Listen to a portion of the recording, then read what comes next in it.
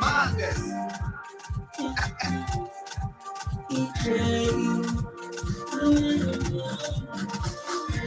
I said, young men are coming up. I want to be like what I swear. Now he said, Papa, my home and I carry the market. We're doing I'm breaking the profit. Living means all the trouble I see, I do at the peace. When the suffering, the success, I can't pay the poor, only how I can pay. Sooner or later, my hustle will pay. Never pay, and I'm rushing myself. Keep it cool, everything I have a CC. Too much rushing, I'm probably chasing. One day. One day. One day. I'm also gonna pay one day. Enemies can go to see my face. People I know I'm not rushing it. One day, success gonna come my way. I know my hustle gonna pay one day. Enemies can go to see my face. People I know I'm not rushing it. One day, success gonna come my way. Yeah. My mama was so angry. My papa was so angry. My friend was the money. Any method will come on and this. So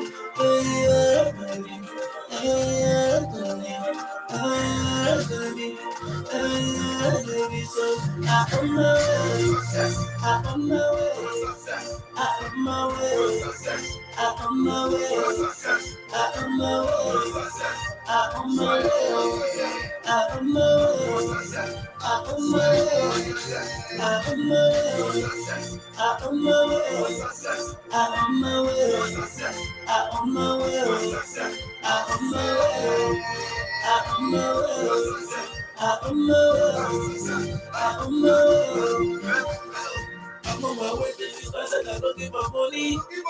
Don't give my money. Don't give my money. I won't let my man happy. Won't let Baba happy. Won't let my brothers and sisters to come around me. Hey, I'm the proof. Why you know you hustle? Why saying the proof by the Genesis?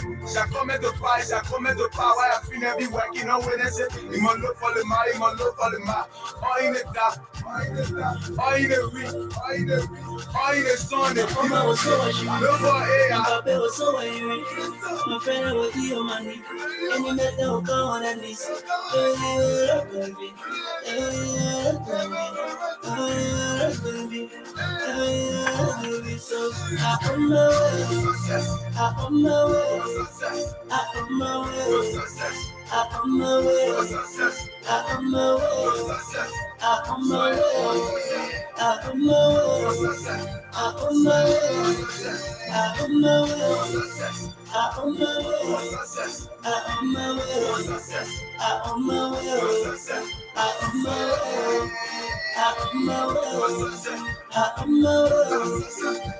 my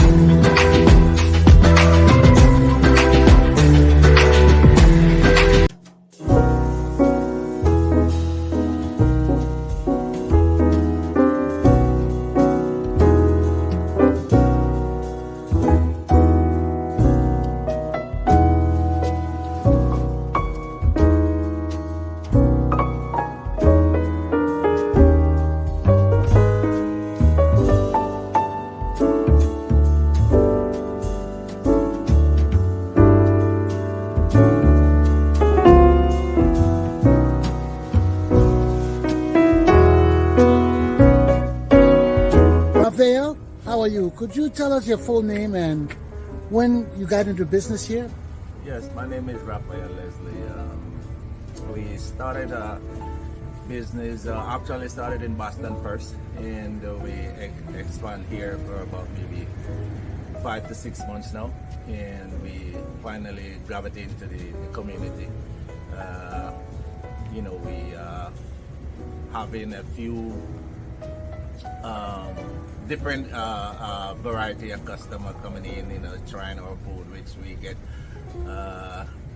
good feedback. So we've been doing all right. You know, we like the community, and we hope, you know, the community will support us in the Good. It's good to hear you get support. Yes, sir. So, you know you're going to be on my show. What message do you have for people who will watch you? Well, I would say Raphael's restaurant is actually one of the best around Massachusetts. And if you wish to get good tasting food, preferably like oxtail, curry goat, and jerk chicken, it's here at 568 Broad Street, Rhode Island, Providence. You know, come on down and enjoy some of the great Caribbean food. Thank you very much, Raphael. Yes, sir. You're welcome. Okay.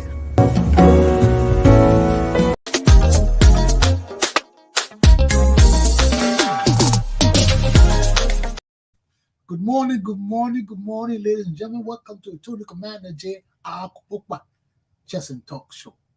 Today is December the 20th, 2022. We're getting closer to Christmas. Just at the end of Friday and the week up, we'll be on Christmas Eve. Then another wake up will be on Christmas Day. Next week, the first day of the week, Sunday. So, if I don't wish you happy a Merry Christmas again, which I will do, but just know that it's loading. Christmas is loading. Okay? The only time like right now that my Christmas on you, what Christmas on me? Christmas on me. Okay, but look, right now it's in the lower 30 degrees in Providence, Rhode Island. We're going up to the mid and upper 30s. Not much, but it's going to be sunny. Right now it's cloudy. So it's going to be cold. Okay? Be ready for that.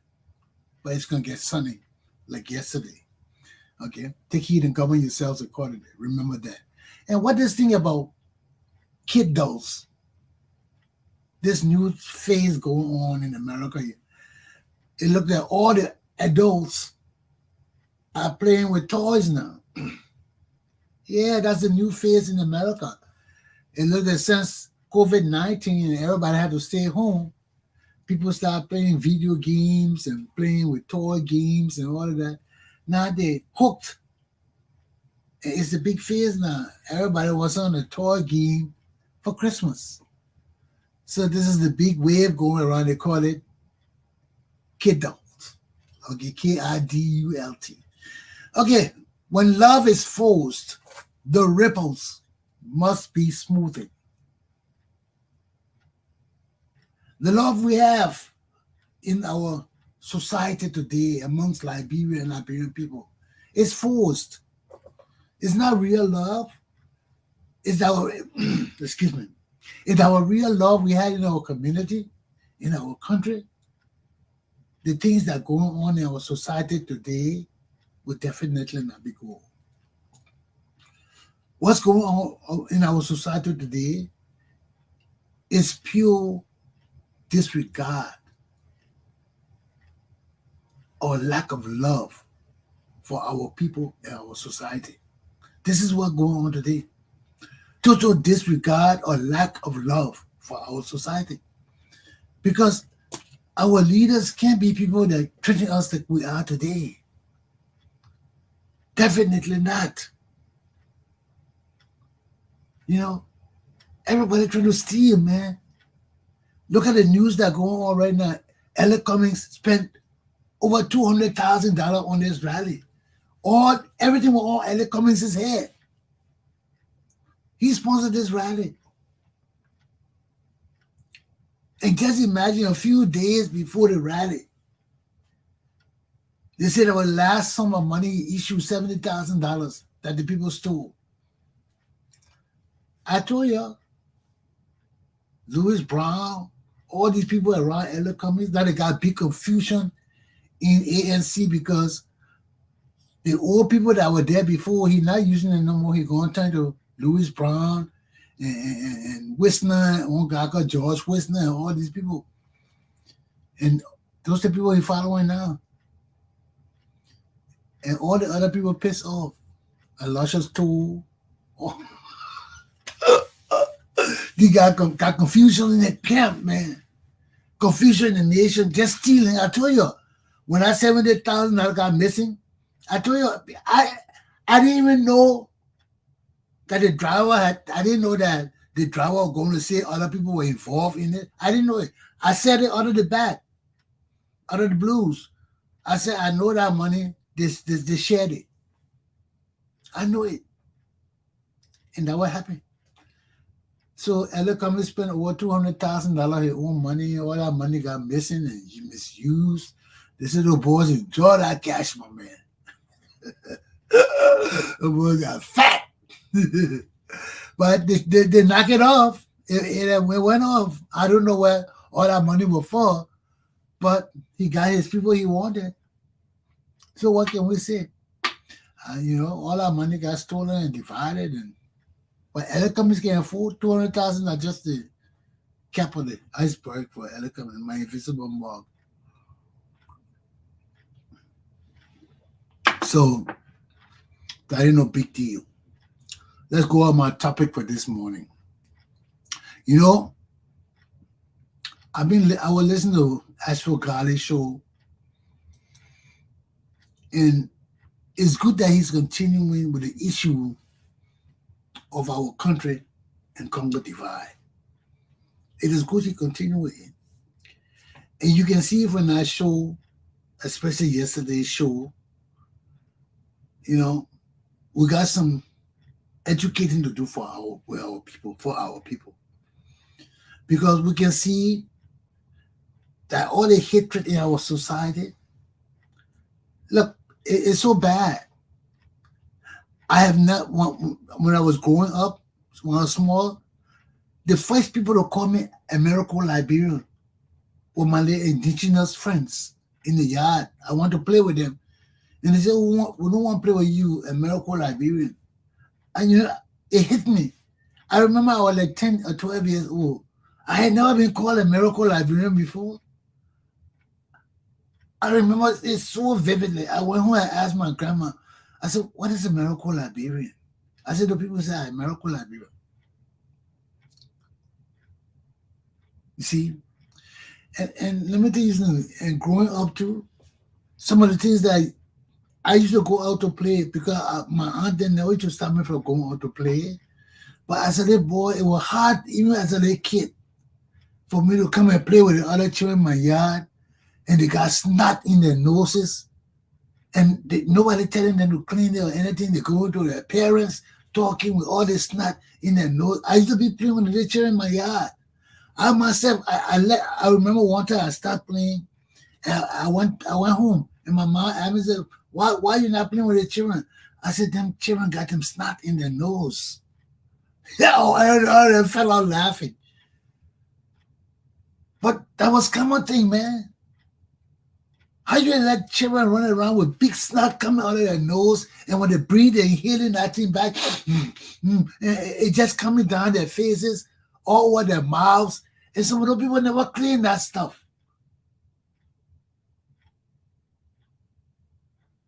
And they among their mothers and people, and these big mucuses coming out of their noses. I mean, it's hell of a shit.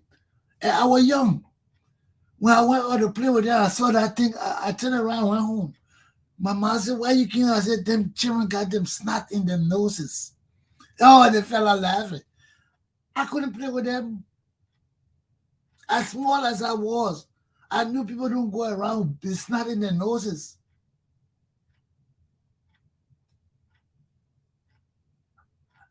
I mean, how educated you gotta be to know that, man?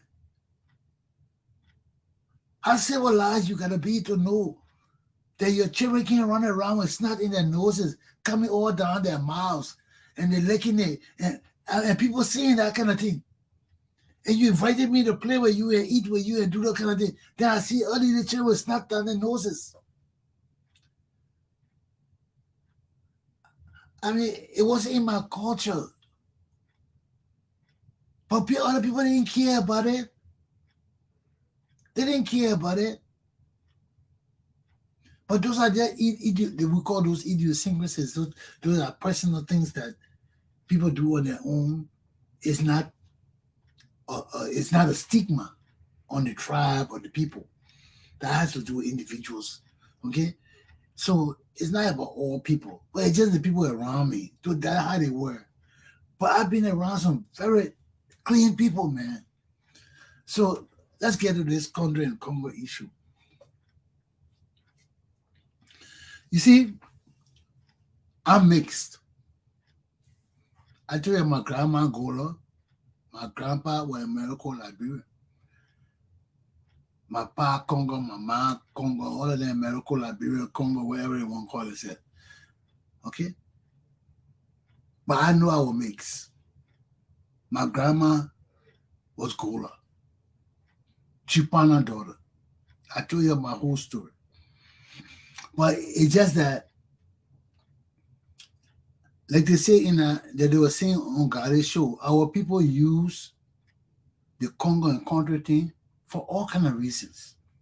Jealousy, hatred, political reason, revenge, all kind of things they use that Congo country thing for. Why? Because our indigenous people are in the majority. And it benefits them, our tribal leaders, to use the Congo and Congo things where it benefit them. You see?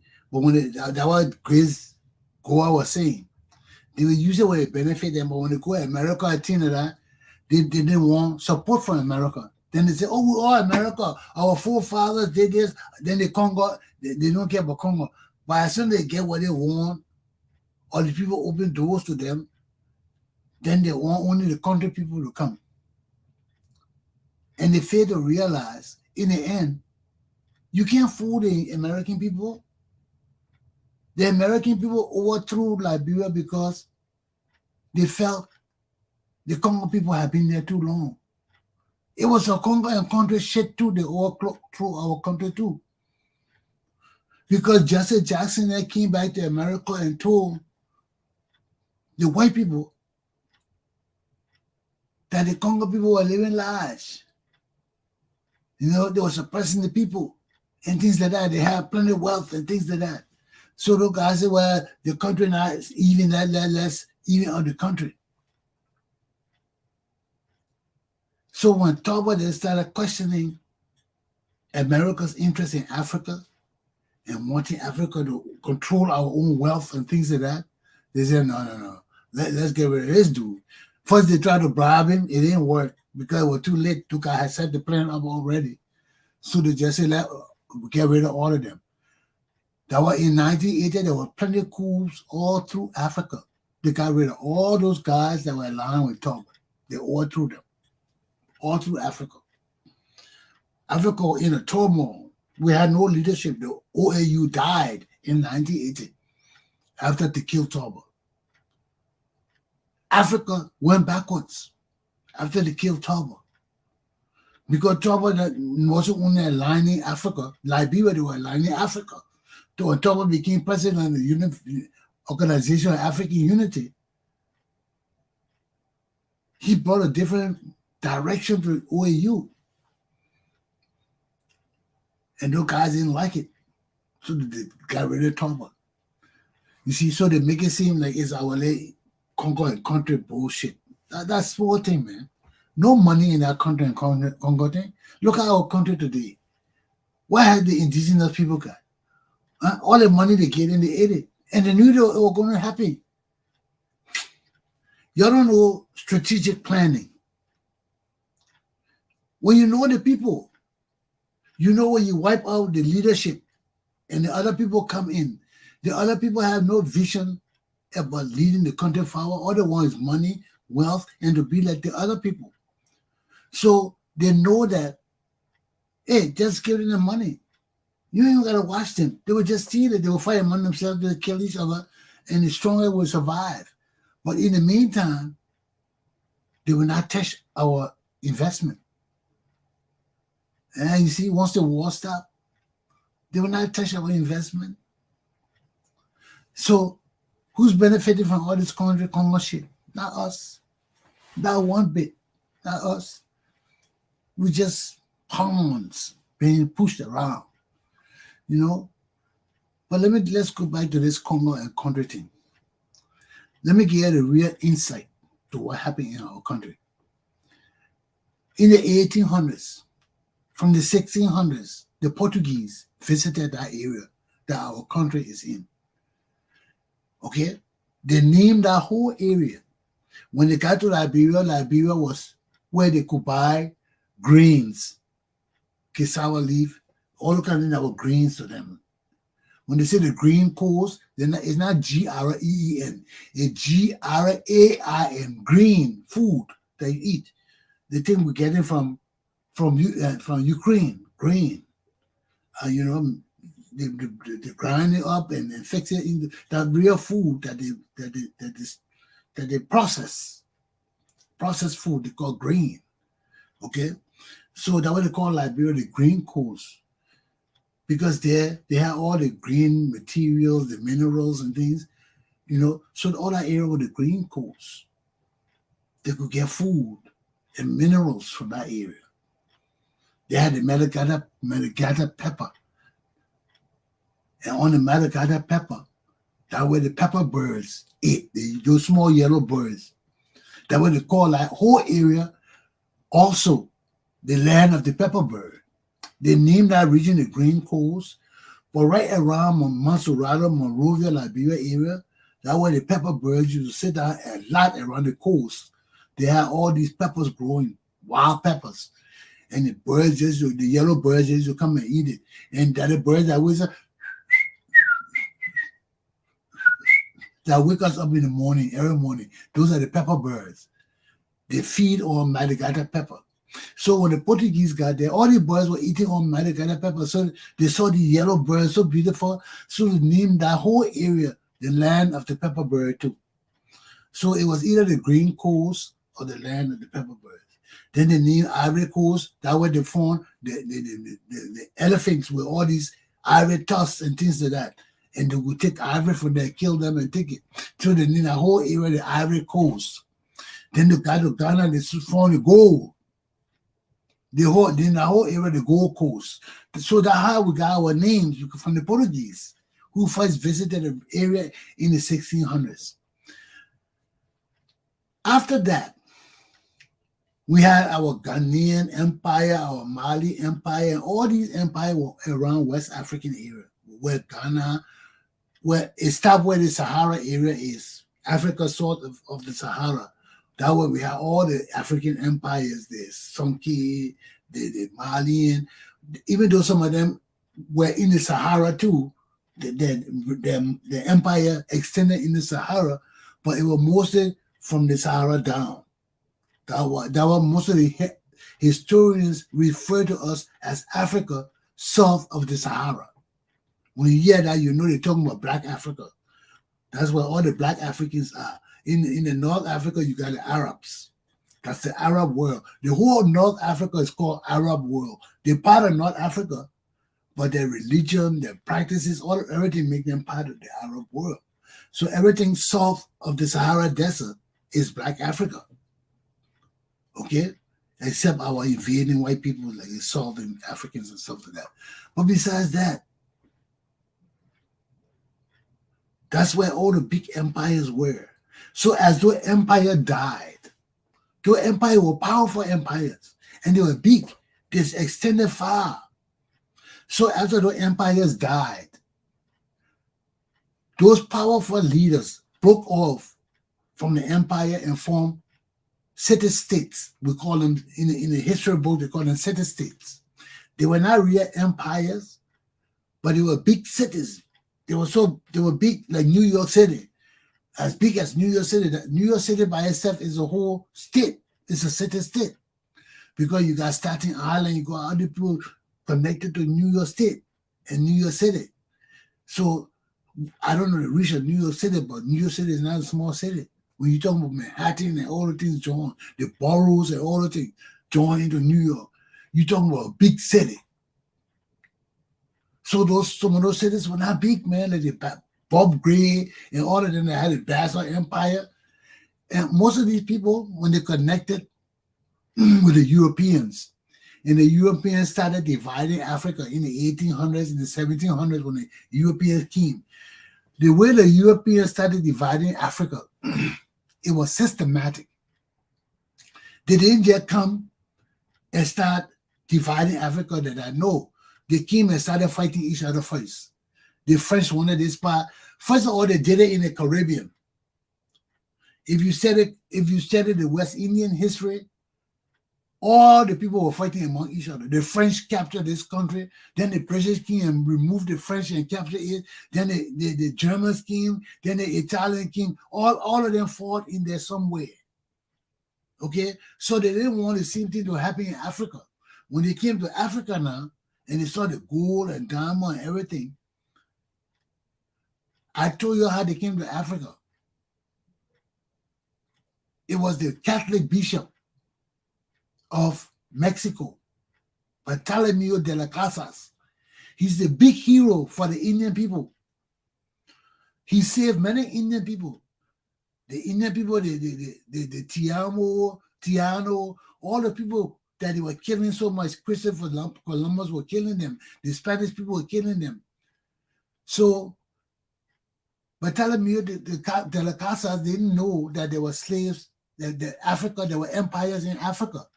He didn't know there were empires in Africa. He didn't know nothing about Africa. So to save the Spanish people, he thought I was also Muslim in Africa.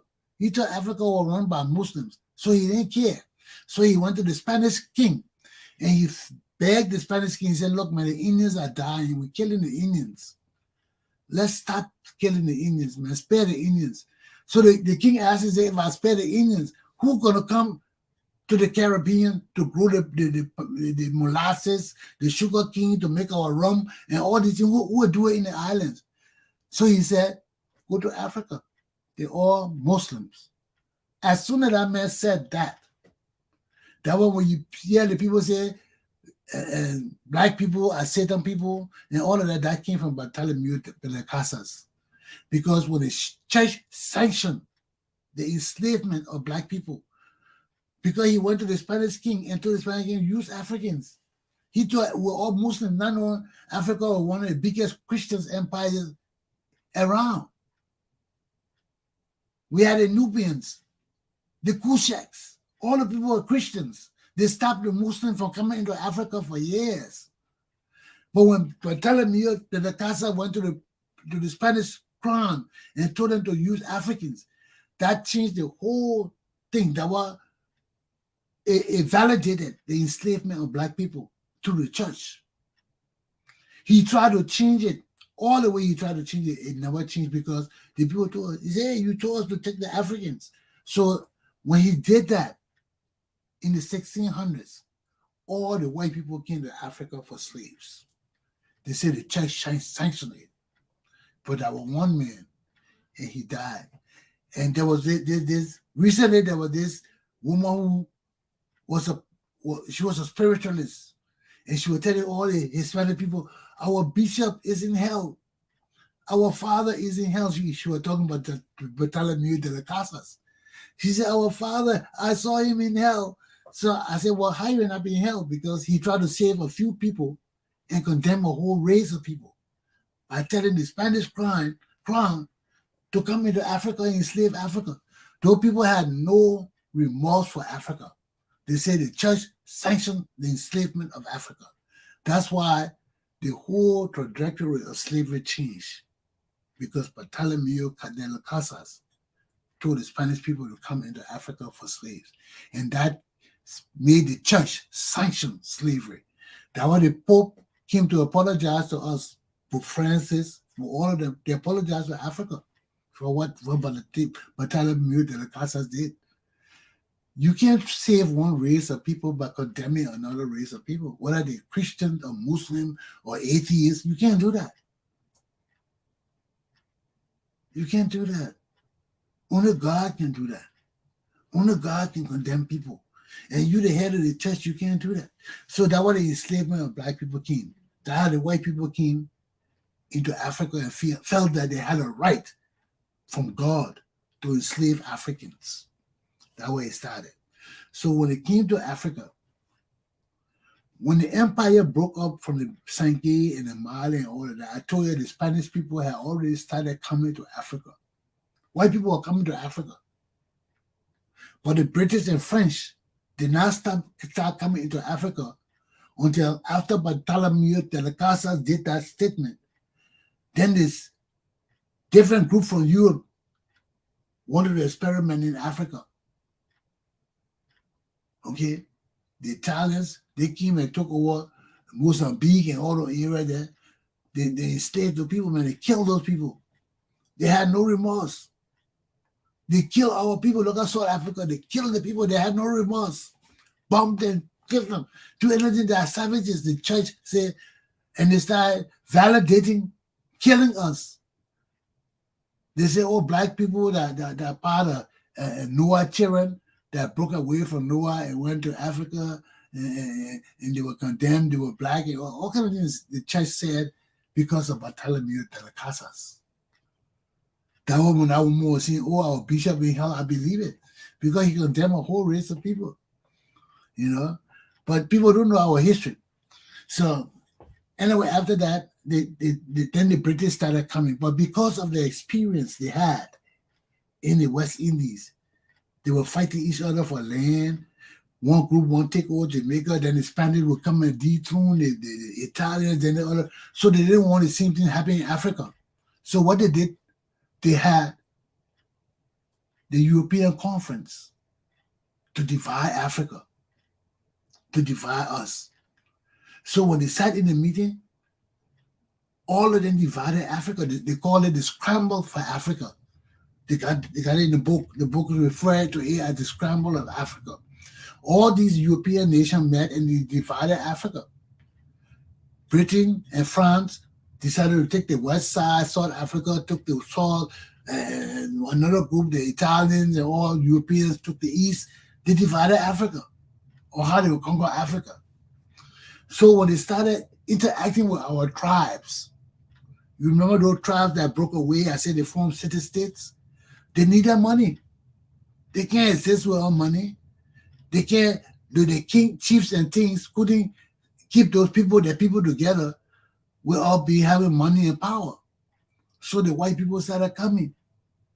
They started trading with the people. The white people wanted slaves for the West Indies. So they wanted slaves. And the chiefs were supplying the slaves.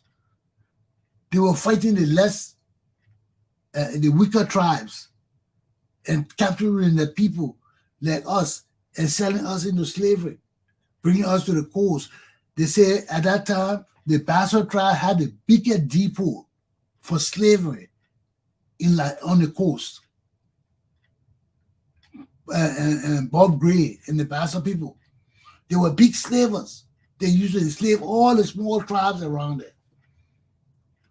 So most of those tribes were scattered, the Basso tribe and other tribes. Bob Gray, then you have what? Longfellow, all these different chiefs were coming up.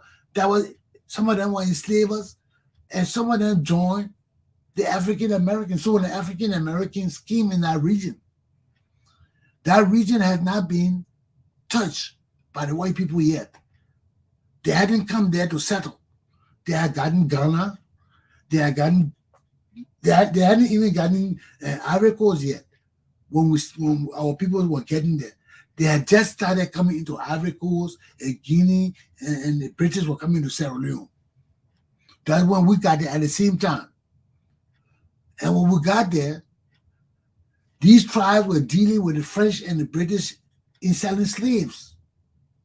So they would take, because the British had captured Ghana and Guinea and other places, so they would take all the slaves from the hinterland and bring them to the center of the sea area, to the seaport, where Bob Gray had his port, where other slave chiefs had their ports. They would bring them there and sell them, and the ship would take them from there. So even when the slaves came, like Grace Goa was trying to explain, she said all the people were squatters.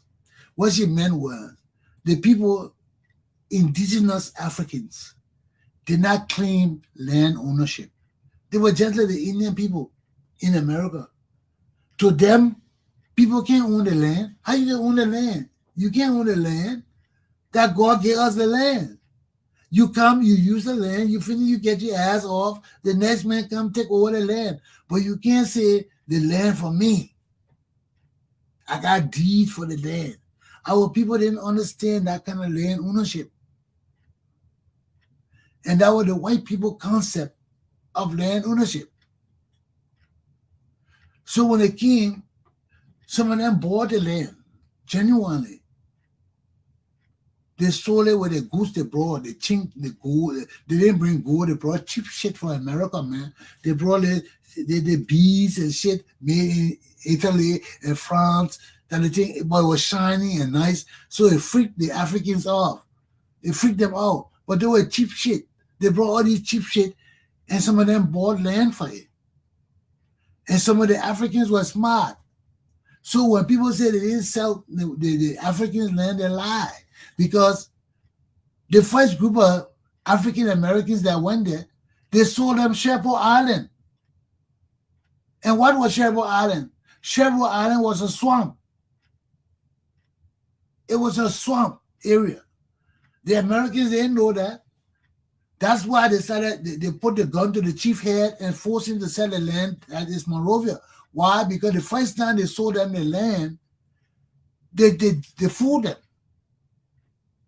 They told them the land was good and all and that, and sold them the land. And that whole area, Sherbrooke Island, was where they used to bury dead people, where they used to throw dirt. Nobody could live there in our swamp. And the people never wanted to investigate it. They just signed the contract and gave the people the goods they wanted, the alcohol, whatever they requested. It wasn't cash. Don't think they gave them cash. They may have given them alcohol. They may have given them those trinkets I told you, anything that shine, you know. Small thing they gave them, cups, plates, you know, that's everything that they like. They thought were funny, nice to them, they give it to them. You see? But the African fooled them. They fooled them. You see, these are the part of our history that these people didn't talk on Garden Show. They say, oh, you got deed. The people didn't know deed. The African people weren't stupid. Our African people had empires. How you think the Congau, the Mali Empire existed? They had documents. Those were great empires of Africa. Timbuktu, the greatest learning institution of the world, was in Africa, was in the Congau Empire. Timbuktu. That way those guys had all the learning from Africa. People from Europe came to Timbuktu to learn African mysticism. So you can't say these people didn't have documents. These people wrote. Knowledge was in Africa before time. These people had organized system. But it's just that when the empire died, and these people formed, they formed the city-states.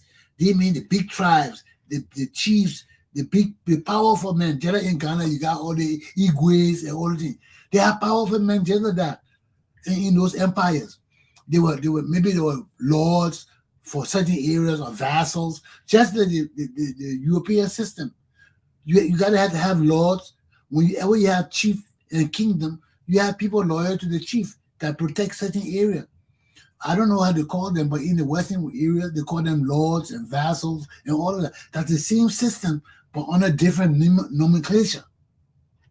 So all these people were there. And after the empire fell, these people broke away and formed their own little city-states because they were powerful people. And that's how they ran West Africa when the settlers came. And a lot of these powerful chiefs were capturing smaller tribes and selling their people to the white people because they were getting paid good. They were getting rum. They were getting all of the things they needed. And can you imagine all the warriors had rum in the houses, getting drunk. They didn't care about anybody else. You know, the king had a rum distillery and all of that the white people were bringing. These people were doing real trade with the white people. That's why we had to stop it. Because besides the trade, they were selling people. All through our history, even when Liberia became independent, the slaves, one of the reasons why Liberia expanded from Masuralo County or Monrovia to the other counties was because of the slave trade too.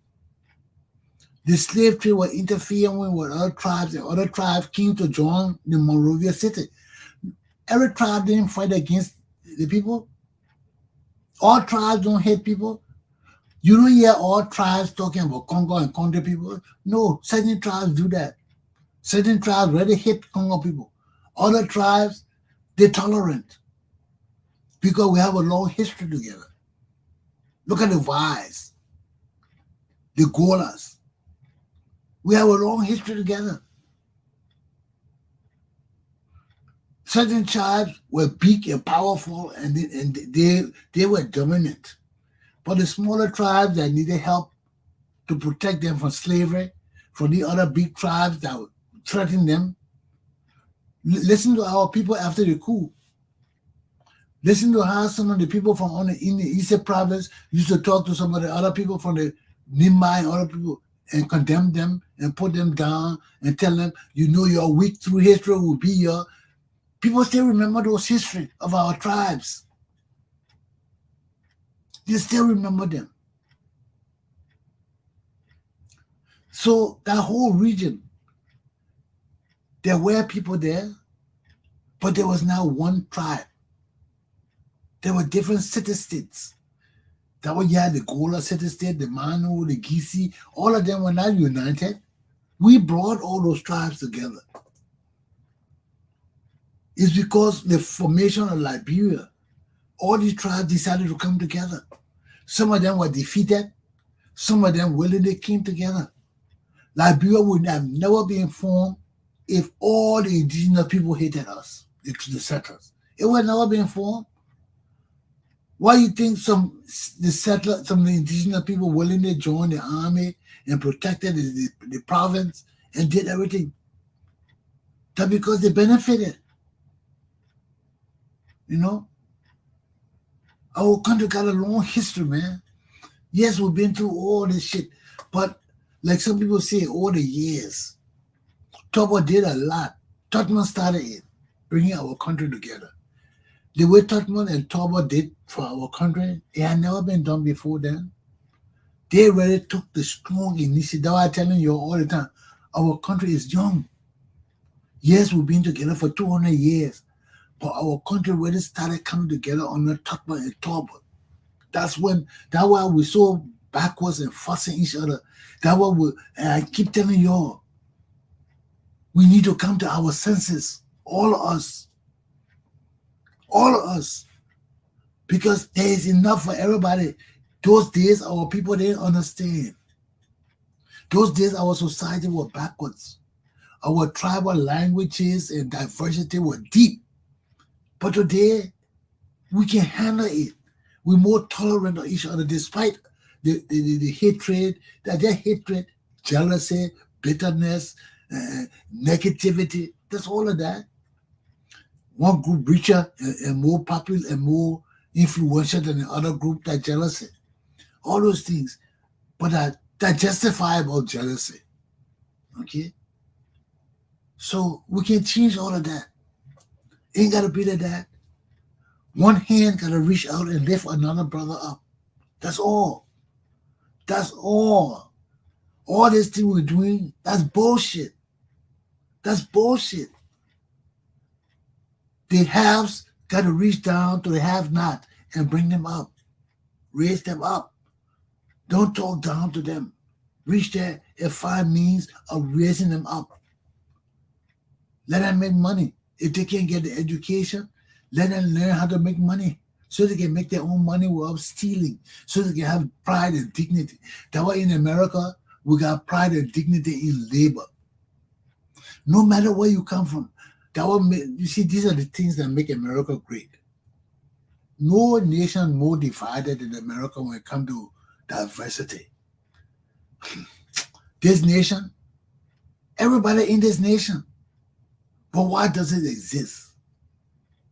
Because there are things that people value in this country that make you independent. They value labor. They value honesty. They value working for an honest buck. When you value those things, race, nationality, tribe, ain't got nothing to do with it. Ain't got nothing to do with that, because when you value work, you don't gotta work for nobody. And the people value work and the law. The law protects us. When everybody trample upon our laws, it can't give us this freedom to make money. It can't. And that's why I keep telling you, the only thing that's holding us down in Liberia is the disrespect, the utter disrespect and neglect of our laws. If our citizens understood the significance of our laws and how important it is to their freedom right within our country from the leaders suppressing us and forcing us to work for government, because the way they got our system, it forces us to work for government because they're not innovative, they're not creative, so they can't find no other life for us to make money. So the whole country got to depend on the government. So that dependency keeps us stagnant in our mental growth, in our spiritual growth, in our physical growth, because we're not independent. We're not. What makes us independent is empowering us to work and make money, to work and provide for ourselves. That's all. So how does that happen? That means the government got to give us the incentive. Incentive doesn't have to be money. There are different forms of incentives. Idle minds make mischievous people. We can never change our society when our people do not see no future for them and their children. You see? Why do you think America is so peaceful? People can work. People can make money. Look at our nursing homes. You can work around the clock. If you can stand it, you can work around the clock. You can make more money or just as much money as somebody making $70,000 a day, a month. Say a month. You can make as much money as that if you're willing to work. But that's around the clock working. Doing quads. What are quads? You work the first shift, then you work second shift, like time and a half. Then you work the third shift. Then you keep going. You know? Because after the time and a half, the next shift is double time and a half. So that means you doubling the money you made plus half. And that for 8 hours. Some people do that whole month. You know how much you carry home? But you ain't getting no sleep. You ain't getting no rest. You ain't getting no peace. You can make the money. So that takes people's minds off of politics, off of foolishness. You can't just say, oh, take your mind off of politics. You got to give me something to take my mind off of politics. Make football professional. Pay all the football players. Open a football academy where the kids who are less fortunate have a shot at playing professional football right in the country and paying them. Because if the sport elevates and the spectators come into the game from all over the country, you got to pay the players. That's where the players make their money from the spectators. So if these clubs come together and build a big stadium, in countries like this, private clubs fund the sporting. The government just regulate it to make sure no stealing, no corruption. But private companies and sport teams build stadiums and things like that for the team because that generates them money. Just imagine IE Barrow and Barman, all of them come together, they put their money together and they build a stadium. They say, fuck the government. Let's build a stadium. Fuck SKT. Let's build a stadium in Bon County. We got one in in Monrovia, and let's build another one for the teams. It will be for us. All the money we make there, those 3-4 clubs will divide it. That don't mean we're the same clubs. No. That's maturity, people. That's the same maturity in politics. Look at our people not mature. Look at the CPP force among themselves, destroy the organization because they're immature people, stupid people, hillbillies, dumb motherfuckers. They're dumb. Because you're smart, you don't do those kind of things. You come together to make money. You come together to achieve an objective. That don't mean you're the same. That way you'll sign an agreement. Okay, look, we'll build this stadium. It will cost us maybe $50,000. All of us will put equal shares in. We'll build the stadium. We will not run it. We'll hire a management team to run it.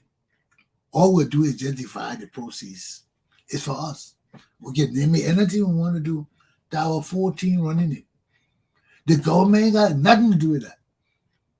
All the government got to do when they're playing games, they bring the officiating team. The Ministry of Sport bring the officiating team. They come in there. They use the stadium. All the money that's made is divided. We can get the government an equal cut every day after every game. The 4 teams play. We divide the proceeds from the game. All the concession, everything. We divide the proceeds, 4 teams, for a quarter each. Then we get the government a percentage for running the games and things. That's how you make money. That's how people make money. But we selfish. You greedy. You have no vision. You think you alone can do it. It can't work. Many hands make light work. Okay? So the same thing with our people. This Congau and country thing. We're only doing it because our resources are limited. Our leaders who have vision were killed. Tobo was killed because of jealousy and foreigners intervening in our country. That's why Tobo was killed. People were jealous and greedy. You know, they wanted Tobo, and then Tobo and Tubman gone. They had been there for too long. They had been there for too long. Tobo and Tubman had been there for too long. So people wanted them out. People wanted a fresh air. A fresh air. But the only thing is, when you go through the military route, in a democracy, when you force the leadership to be changed by violence or force, there's always a vacuum. It creates a leadership vacuum. And whenever there's a leadership vacuum, you never know who will fill that vacuum, or how long that vacuum will exist, or whether that will cause a secession of the whole nation, divide the nation. You don't know. So that way, it's always good to keep the democracy intact. We remove the leader, but keep the system going. Where our party in power, we keep that party in power. We impeach the leader. We do everything and let them replace the leader. But you can't remove the whole party from leadership. No, you can't. You can't remove the whole system of governance from leadership. You can't. That breaks the whole country down. So for our country and Congau divide, let me just conclude on the issue. We'll talk about this thing again, because this is important. I'm glad Ashford Gali and his team of women brought it up and started talking about it. This is something we have to address, you know. And I'm glad I got my own show. I can take my own time to address it. Nobody rushing me, telling me I got 1 minute. That's why I don't go on the shows. I don't want nobody rushing me when I'm talking. So I talk as long as I want. I need no interview. I need no break or nothing. We got plenty of issues that we need to address in our country. And we need people who understand these things to guide our people and our society, to guide us. Because one of the things one of the ladies said on Kali's show, what a hatred. The level and degree of hatred and jealousy. It's just jealousy. It's just jealousy. I've been in Rhode Island for over 30 years. I've been writing my newspaper. I've been begging people to come join me. Liberian people, other Africans, why we can't work together? Because everybody want to put their own personal interjection into the business. And you can't do that. You sit with African intellectuals. This one don't like this because of that. This one don't like this. It gives you a headache. If you're sound thinking people, you sit with African educated people to make decisions. Everybody wants to say something. Everybody got to say it. Everybody wants an input. It can't work like that.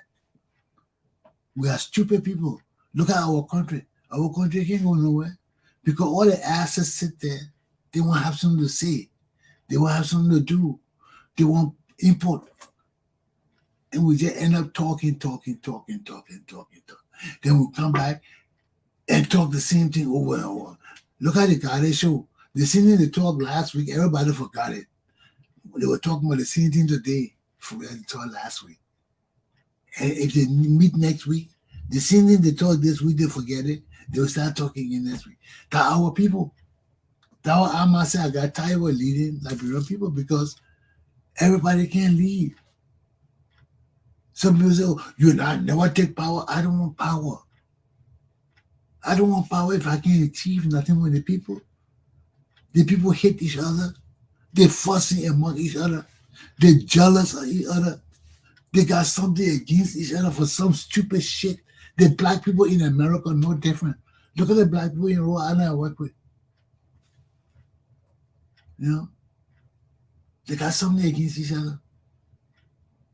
The people that are supposed to be leading the black community not leading it. They don't want to lead. They just want to make money. And they leave the community with other people that are quasi-leaders. So those people make decisions. And we all got to live with it. You know, all of us not involved in it. All of us not involved in it. You know? So when we're not involved in it, it can't really work. The resources small, and all of us fighting for the same resources, it can't work. We're not organized. Everybody want to be a big shot. Everybody want to have a say. It's the same thing in Africa. It's the same thing with African leadership. Leaders go there, they don't want to leave the position. They don't want to raise young leaders to take over for them and encourage them and teach them how to lead. They want to sit there to go to all the meetings, to go to the parties, to all the gatherings and all of that. And they forget. If black people in the world anyway take over a country, they will run it just like Liberia. People will go there, want to stay in power for life, want to have their bodies around them, consolidated. With the same people all over. No? Even some white people. Look at old man Donald Trump. Last year, the man wanted to take over and don't move. Same thing with black people. Is he causing the Africans? We don't know. My hour is done. But take heed and come on and say we'll talk about this topic over because we got to talk about it. Because we just keep pulling ourselves down and backwards with all these negative things that don't add to our unity and strength and progress. We got to get rid of the hatred. We got to slow down with the jealousy. All of us not the same. With all 5 fingers are equal fingers, but they're not equally equal. All of them on one hand, they're not equal, but together they make this hand work. They make this hand do things. If you don't have one of these fingers, you know how uncomfortable it would be to do certain things. You will not be able to do certain things. They are not equal, but they're equally equal because they all got to work together to achieve one goal, to make the hand work. And that's how we can do it.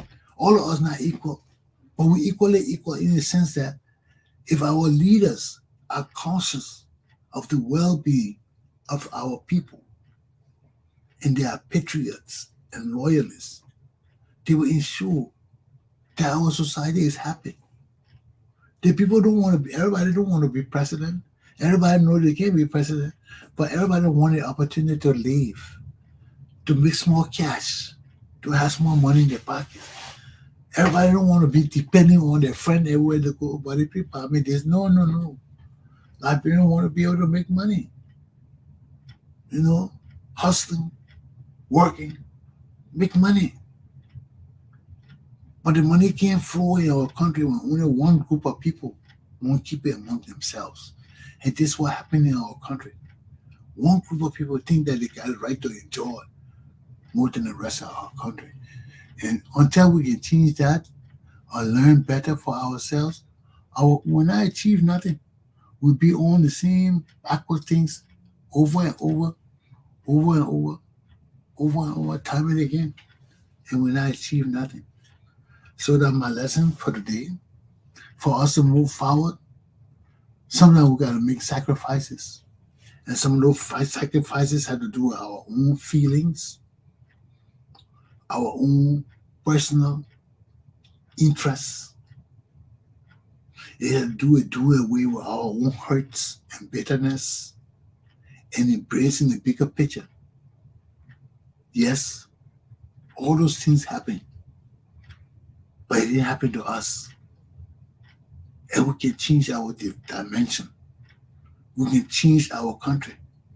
We can change our people. We don't need to go back and live with our fathers and brothers and sisters who are older than us and have died with this hatred and bitterness. We don't have to.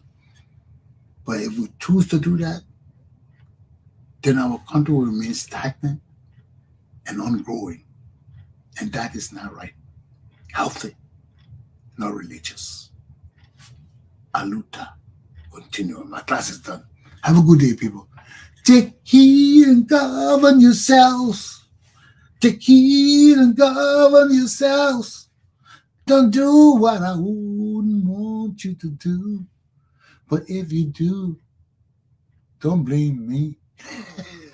Have a good day, folks. I'll see you tomorrow. Okay.